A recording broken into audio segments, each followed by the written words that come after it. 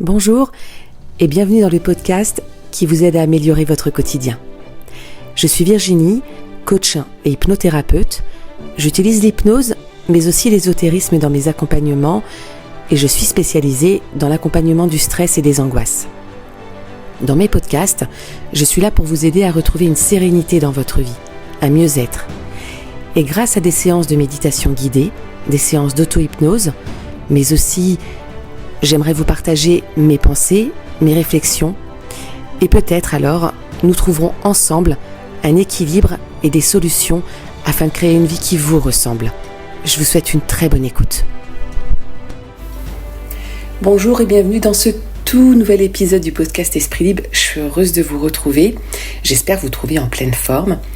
Et aujourd'hui, on va partager ensemble un épisode un petit peu particulier puisque j'ai envie de vous parler des accords Toltec. Je vais même faire plus que vous en parler parce que j'aimerais vous les lire, ces 4 accords Toltec. On viendra au 5e dans un prochain épisode. Alors, les 4 accords Toltec, ça a été écrit, repris par Don Miguel Ruiz. Mais en fait, les Toltecs, c'est un peuple qui vivait au Mexique il y a des milliers d'années. Et c'est d'eux d'où nous viennent ces principes de vie. Donc on va les revoir ensemble et je vais me faire un plaisir de vous les lire si vous voulez bien. Donc pour ce premier épisode, on va ensemble lire et écouter le premier accord Toltec. Pourquoi j'ai envie de vous partager ça ? Parce que je sais que bon nombre de personnes n'aiment pas lire. Alors, bien évidemment qu'il y a d'autres prises, je ne suis pas la seule à avoir fait cet exercice, mais vous aurez au moins le plaisir d'écouter mon agréable voix. Voilà. Non, c'est vraiment un plaisir de partager ça avec vous parce que moi, j'adore lire. C'est vraiment une évasion de l'esprit. Aussi un exercice parce que ça nous permet de travailler l'imaginaire. C'est aussi un exercice méditatif d'état modifié de conscience, quelque part, parce qu'on se met dans une atmosphère particulière. Notre cerveau est emmené dans cette atmosphère tellement particulière. Et donc, c'est pour ça que j'aime autant lire. Ça me permet de m'évader, de me détendre et puis d'apprendre. Donc, pour toutes les personnes qui n'aiment pas lire et qui passent à côté de ce magnifique livre des 4 accords Toltec, encore une fois, on viendra au 5e un peu plus tard, mais on va déjà faire le premier accord Toltec, c'est que votre parole soit impeccable. Le 2e accord Toltec, quoi qu'il arrive, n'en faites pas une affaire personnelle. Le 3e, ne faites pas de suppositions. Le 4e, faites toujours de votre mieux. Et donc, on va, pour aujourd'hui, pour vous, écouter et pour moi, lire ce fameux premier accord Toltec. Que votre parole soit impeccable. Ça tombe plutôt bien. Alors, je t'invite à te mettre dans un endroit, peut-être où tu peux te détendre, quoique, j'ai envie de te dire, même si tu es dans la voiture ou dans les transports, peu importe, à la limite, ça peut peut-être même te faire du bien, ça peut peut-être même t'aider à faire le trajet ou peu importe ce que tu fais, même si tu es en train de faire le ménage, peu importe. Mais je t'invite à te détendre malgré tout. Allez, c'est parti, que votre parole soit impeccable, le premier accord Toltec. Le premier accord Toltec est le plus important et aussi le plus difficile à honorer. Il est si important qu'à lui seul, il vous permettra de transcender votre vie actuelle pour parvenir à ce niveau que j'appelle le paradis sur terre. Le premier accord est que votre parole soit impeccable. Voilà qui a l'air très simple, mais en réalité, c'est très, très puissant. Pourquoi faire attention à votre parole ? Votre parole est votre pouvoir créateur. C'est un cadeau qui vous vient directement de Dieu. L'Évangile, selon saint Jean dans la Bible, parlant de la création de l'univers, dit « Au commencement était la parole, et la parole était avec Dieu, et la parole était Dieu. » La parole vous permet d'exprimer votre pouvoir créateur. C'est par elle que vous manifestez les choses. Quelle que soit votre façon de parler, votre attention se manifeste par la parole. Ce dont vous rêvez, ce que vous sentez et ce que vous êtes vraiment, tout cela se manifeste par la parole. La parole n'est pas seulement un son ou un symbole écrit, c'est une force. Elle représente votre capacité à vous exprimer et à communiquer, à penser et donc à créer les événements de votre vie.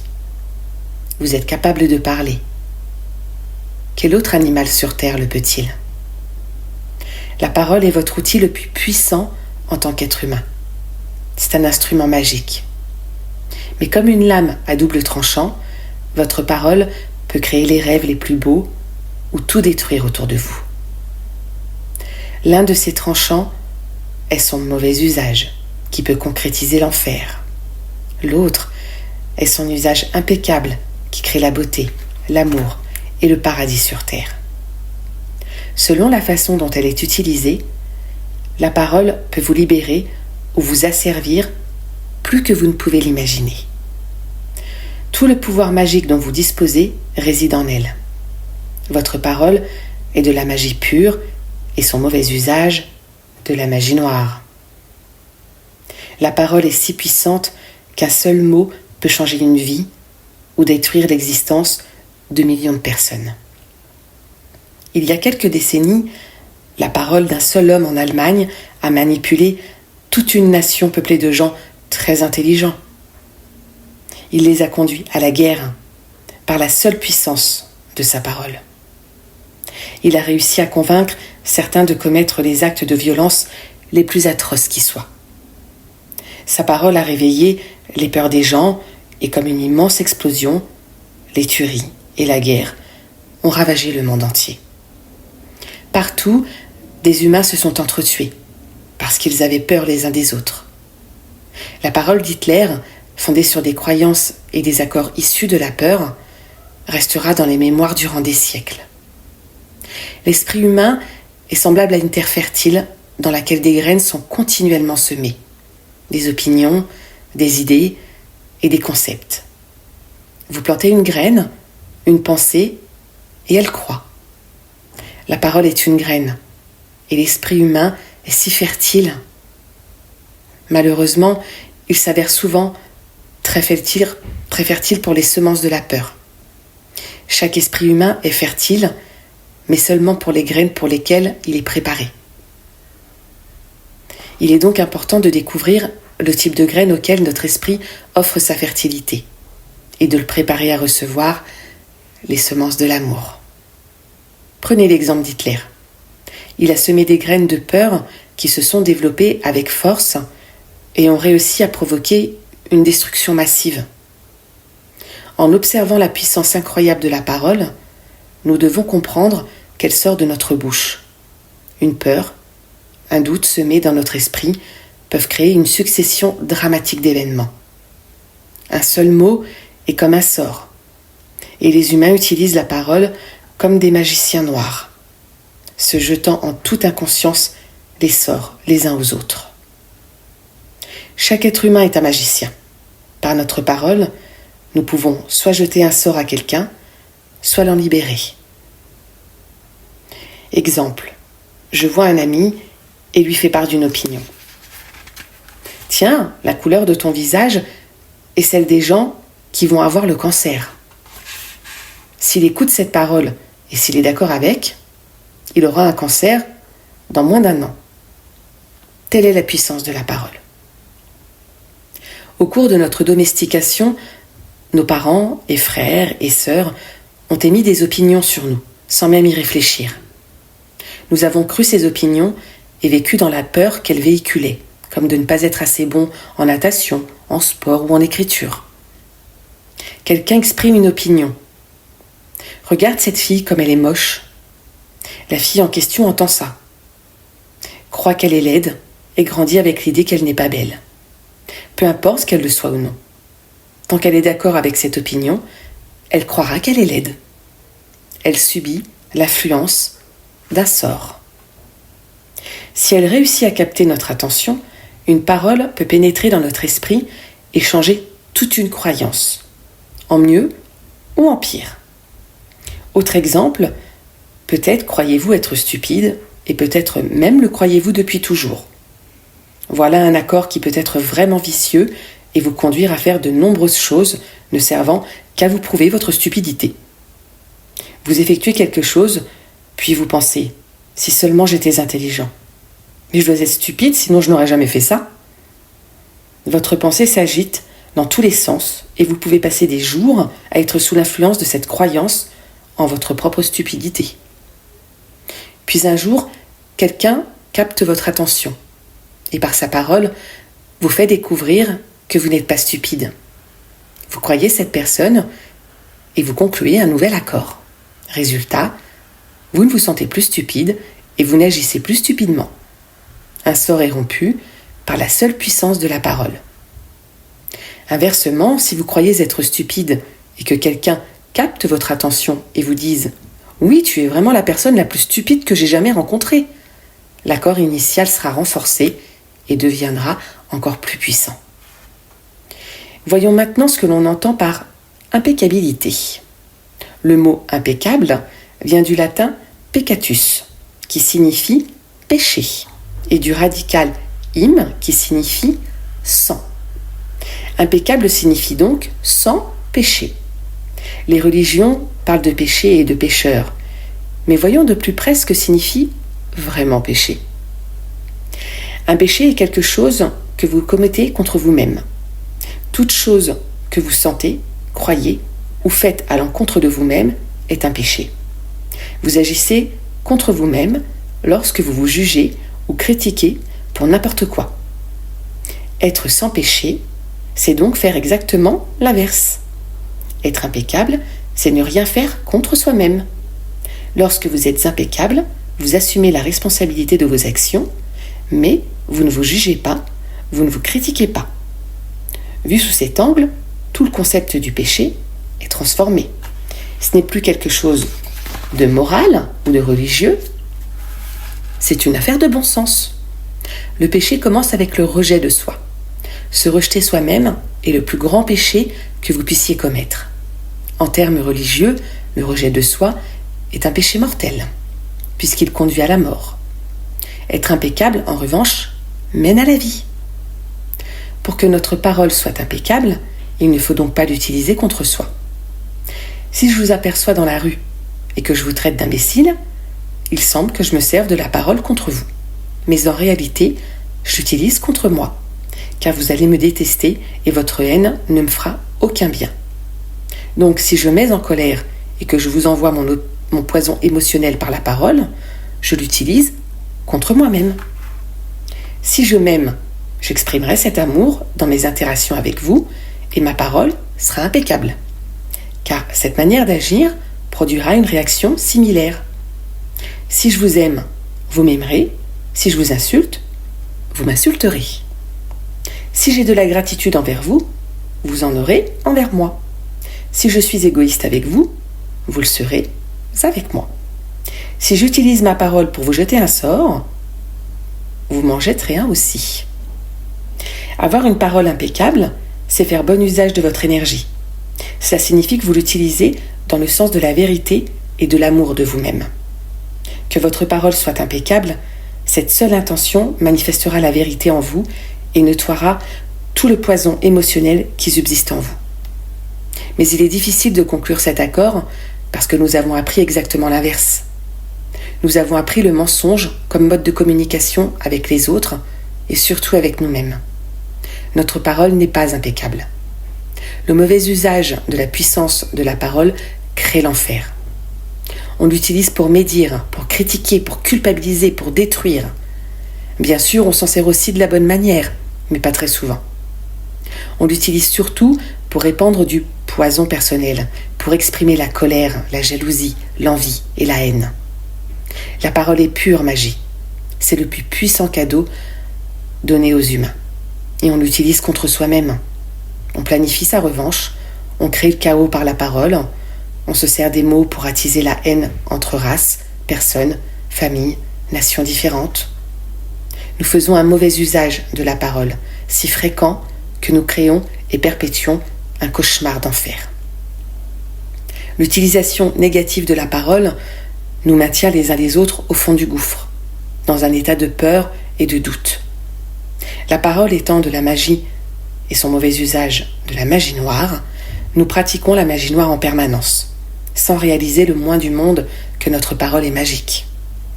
Prenons l'exemple de cette femme intelligente et dotée d'un bon cœur. Elle avait une fille qu'elle adorait. Un soir, elle est rentrée chez elle après une très mauvaise journée de travail. Fatiguée, remplie de tensions émotionnelles, avec un mal de tête abominable, elle souhaitait un peu de paix et de calme. Mais sa fille chantait et sautait joyeusement. Celle-ci ne se rendait pas compte de l'état dans lequel était sa mère. Elle jouait dans son propre monde, son propre rêve. Elle se sentait bien, elle sautait et chantait de plus en plus fort, exprimant toute sa joie et tout son amour. Elle chantait si fort qu'elle aggrava le mal de tête de sa mère qui, au bout d'un moment, perdit contrôle. En colère, elle regarda son adorable fille et lui dit « Tais-toi, tu as une voix horrible, peux-tu simplement te taire ?»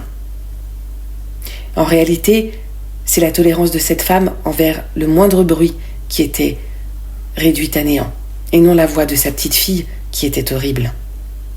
Mais cette dernière a cru que sa mère lui avait dit, et à cet instant, elle a conclu un accord avec elle-même. Après cet incident, elle n'a plus jamais chanté, car elle croyait que sa voix était horrible et qu'elle dérangerait quiconque l'entendrait. Elle devint timide à l'école, et si on lui demandait de chanter, elle refusait. Même parler aux autres devint difficile pour elle. Tout changea dans la vie de cette petite fille à cause de ce nouvel accord. Elle crut qu'elle devait réprimer ses émotions afin d'être acceptée et aimée. Chaque fois que l'on écoute une opinion et qu'on la croit, on conclut un accord qui s'intègre à notre système de croyance. Cette petite fille grandit et, bien qu'elle eût une belle voix, elle ne chanta plus. Elle développa tout un complexe à cause d'un seul sort qui lui avait été jeté par celle qui l'aimait le plus, sa propre mère. Celle-ci ne s'est pas aperçue de ce qu'elle avait fait par sa parole. Elle n'était pas consciente d'avoir utilisé de la magie noire et d'avoir jeté un sort à sa fille. Elle ne connaissait pas la puissance de sa parole et on ne peut donc pas la blâmer. Elle a agi comme sa mère, son père et les autres avaient agi envers elle-même de diverses manières. Eux aussi faisaient mauvais usage de la parole. Combien de fois agit-on ainsi avec ses propres enfants ? On leur fait part d'opinions négatives, puis ils portent en eux cette magie noire durant des années et des années. Des gens qui nous aiment pratiquent de la magie noire contre nous, mais n'en ont pas conscience de ce qu'ils font. C'est pourquoi il faut leur pardonner. Ils ne savent pas ce qu'ils font. Un autre exemple. Vous vous réveillez le matin, vous sentant toute heureuse. Vous êtes envahi d'un sentiment merveilleux et vous passez 1 heure ou 2 devant votre miroir à vous faire belle. Là-dessus, une de vos meilleures amies vous dit « Qu'est-ce qui t'arrive ? T'as une de ces têtes et regarde comment tu es habillée, tu as l'air ridicule. » Et voilà, cela suffit à vous descendre droit en enfer. Peut-être que cette amie vous a-t-elle dit cela juste pour vous blesser. Et elle a réussi. Elle vous a transmis son opinion, soutenue par toute la puissance de sa parole. Si vous l'acceptez, vous concluez un nouvel accord et vous mettez alors votre propre pouvoir dans cette opinion. Celle-ci devient de la magie noire. Ce genre de sort est difficile à briser. La seule chose qui puisse le rompre est donc conclure un nouvel accord fondé sur la vérité. La vérité est ce qu'il y a de plus important si l'on veut que sa parole soit impeccable. D'un côté de l'épée se trouvent les mensonges qui créent de la magie noire, de l'autre, la vérité qui a le pouvoir de rompre les sorts. Seule la vérité vous affranchira. Observez les interactions humaines quotidiennes et rendez-vous compte du nombre de fois où nous nous jetons des sorts les uns aux autres par nos propos. Cette façon d'agir a fini par devenir la pire forme de magie noire que l'on appelle la médisance ou la propagation de rumeurs. La médisance est la pire magie noire, parce que c'est du poison pur. Nous avons appris cela en y donnant notre accord. Enfant, nous avons entendu les médisances permanentes des adultes autour de nous, exprimant ouvertement leurs avis sur autrui. Ils avaient même des opinions sur des personnes qu'ils ne connaissaient pas. Celles-ci s'accompagnaient de poisons émotionnels, et nous avons appris que c'était là la manière normale de communiquer. La médisance est devenue la principale forme de communication de la société humaine. C'est la façon dont on se sent proche les uns des autres, parce qu'on se sent mieux lorsqu'on voit quelqu'un se sentir aussi mal que soi. Une vieille expression dit que la misère aime la compagnie, et les gens qui souffrent en enfer ne veulent pas rester seuls. La peur et la souffrance sont des composantes importantes du rêve de la planète. Ce sont les instruments qui maintiennent chacun tout en bas. Si l'on compare l'esprit humain à un ordinateur, la propagation de rumeurs est l'équivalent d'un virus informatique. Ce genre de virus est une séquence informatique écrite dans le même langage que les autres codes, mais avec une intention négative. Ce code est inséré dans le programme de votre ordinateur quand vous vous y attendez le moins, et généralement sans même que vous en soyez conscient. Et votre ordinateur ne fonctionne plus correctement, voire même plus du tout, parce que tous ces codes s'embrouillent à force de messages contradictoires, de sorte qu'il ne peut plus rien en sortir de bon. La médisance fonctionne exactement de la même façon. Par exemple, vous allez démarrer un cours avec un nouveau professeur. Cela fait longtemps que vous vous en réjouissez. Le premier jour, vous croisez quelqu'un ayant suivi ce cours avant vous et qui vous dit « Oh, ce prof est un crétin tellement prétentieux, il ne connaissait même pas son sujet et en plus, c'est un pervers. Alors fais gaffe !»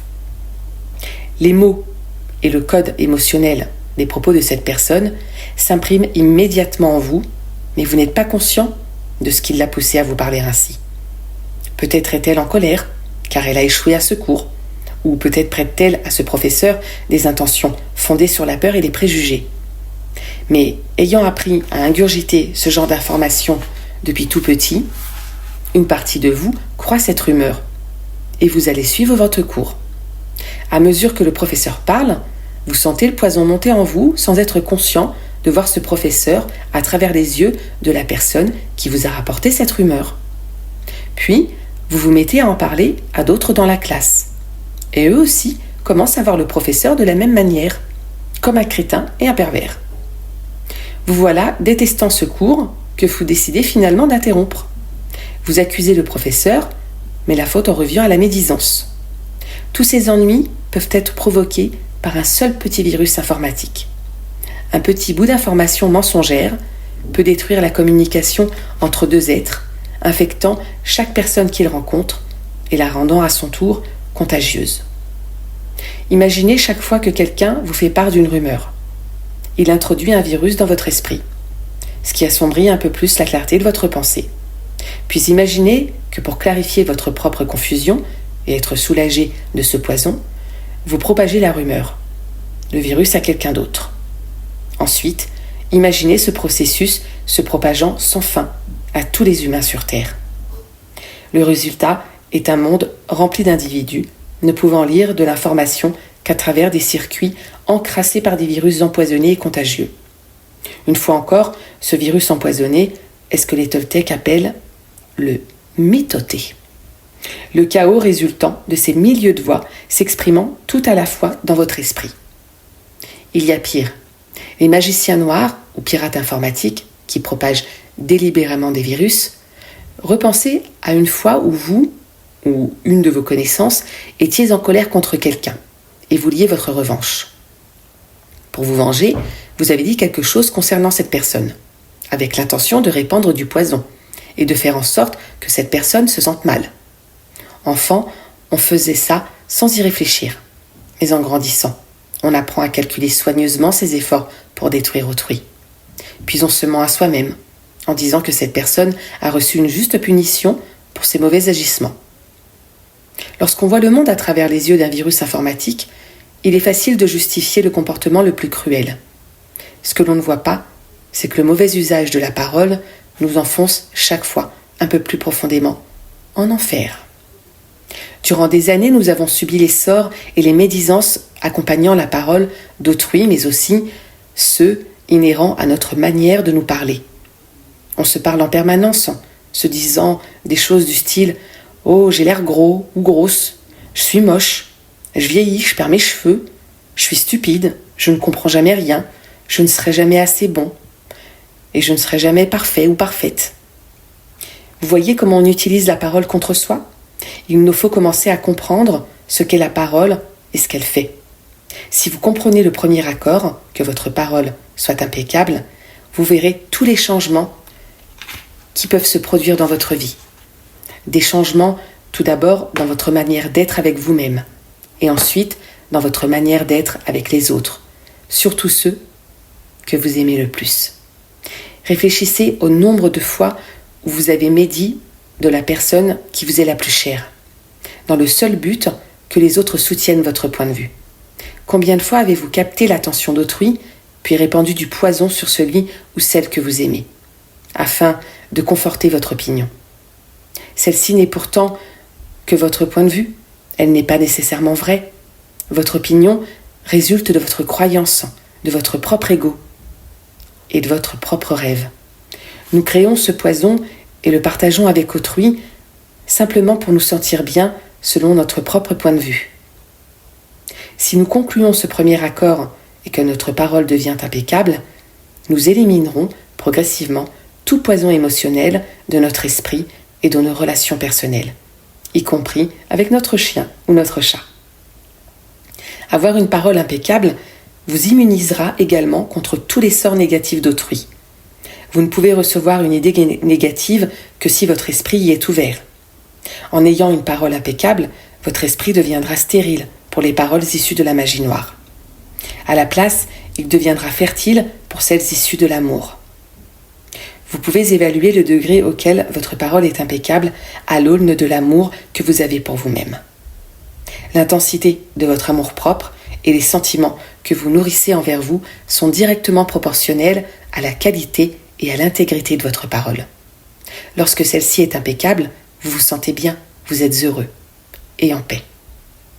Vous pouvez transcender le rêve de l'enfer en concluant seulement ce premier accord Toltec. Avoir toujours une parole impeccable, en ce moment même, je sème cette graine dans votre esprit. Elle croîtra ou non selon le degré de fertilité de votre esprit aux semences d'amour. Il ne tient qu'à vous de conclure cet accord. Ma parole sera impeccable. Nourrissez cette graine et à mesure qu'elle se développera dans votre esprit, elle produira davantage de semences d'amour qui remplaceront celles de la peur. Ce premier accord modifiera le type de graine pour lequel votre esprit s'avérera fertile. Que votre parole soit impeccable. Voilà le premier accord que vous devriez conclure si vous désirez être libre, si vous voulez être heureux, si vous souhaitez transcender le niveau d'existence correspondant à notre enfer quotidien. Il est très puissant. Servez-vous de la parole de façon appropriée. Utilisez la parole pour partager votre amour. Faites de la magie blanche avec vous-même pour commencer. Dites-vous combien vous êtes formidable, combien vous êtes fabuleux. Dites-vous combien vous vous aimez. Servez-vous de la parole pour rompre tous les petits accords qui vous font souffrir. C'est possible. C'est possible parce que je l'ai fait et que je ne suis pas meilleur que vous. Non, nous sommes exactement pareils. Nous avons le même genre de cerveau, le même type de corps. Nous sommes humains. Si moi j'ai été capable de rompre ces accords et d'en conclure de nouveaux, vous aussi vous pouvez faire pareil. Si moi je peux faire en sorte que ma parole soit impeccable, pourquoi pas vous ? Ce seul accord peut changer toute votre vie. L'impeccabilité de la parole peut vous conduire à la liberté personnelle, à un succès immense et à l'abondance. Elle peut supprimer toute peur et la transformer en joie et en amour. Imaginez un instant tout ce que vous pouvez créer en ayant une parole impeccable. Vous pouvez transcender le rêve de la peur et vivre une vie différente. Vous pouvez vivre au paradis, au milieu de milliers de gens vivant en enfer, parce que vous êtes immunisé contre cet enfer. Vous pouvez atteindre le royaume des cieux avec ce seul accord, que votre parole soit impeccable. Voilà pour cette première lecture, pour ce premier accord. Maintenant, il te suffit de t'abonner, de partager à ceux qui auraient besoin d'entendre ça, qui auraient besoin d'écouter ça. Et effectivement, de me suivre sur mes différents réseaux, sur les différentes plateformes de podcast, pour ne pas louper le prochain accord.